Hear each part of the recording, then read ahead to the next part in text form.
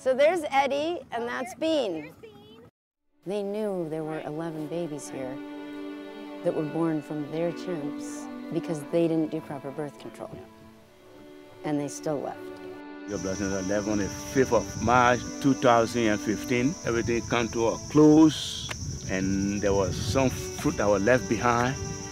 So I came out, I fed them on the 5th, and I fed them on the 6th, and everything was gone. No more food. I know, if it not been for the help of the Humane Society, I tell you, by now all the things would have been dead. I mean, it would have been horrible. I mean, you know, they would have died. They would have starved to death. You know, imagine yourself, you're stuck on a deserted island and you can't get food. You'd be desperate. It'd be an awful, awful way to go. And these guys, they don't even, you know, the chimps don't even know, they don't know why. They've been used to Joseph and the other guys coming out every other day to give them food. And so all of a sudden they'd be like, waiting and, you know.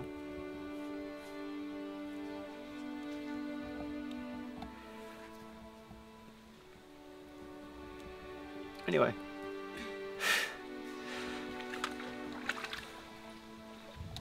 You know, you see Bullet and Samantha.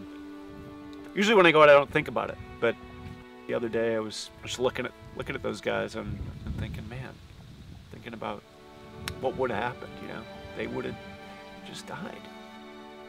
What New York Blood Center did is cruel, you know, and there was just no need for it. We pack all our stuff on the truck, and then we leave for the island. On the 6th island, we have 63 chimps. I have to feed every day. So these first 2 islands have a lot of the older chimps. Hi, Bullet.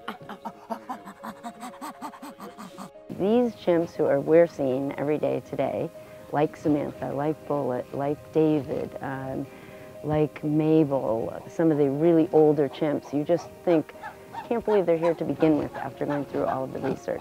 And they are still here surviving. I mean, they're the ultimate survivors. They're miracles, really, to me.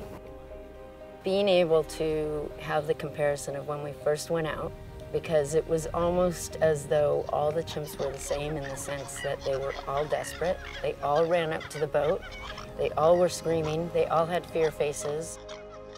Now I see them, and I see their different personalities. That's how Malak always eats. She always lies on her side and eats like that. She likes to relax. We see chimps displaying.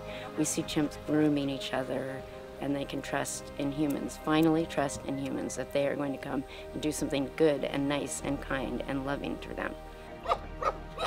That's a really yummy food grunt. New York Blood Center created the situation. They took them out of the wild, they started a breeding colony, and they created the situation that these chimps are in. The least they can do is support them. They deserve it, you know, they deserve to be cared for.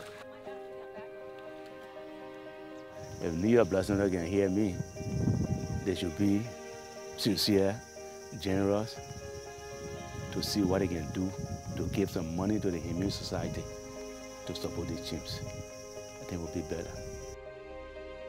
I do say New York Blood Center still has an opportunity. You know, any day they want to talk to us about doing right by the chimps, I will sit down and talk with them, absolutely. They have the opportunity. I really hope they take it.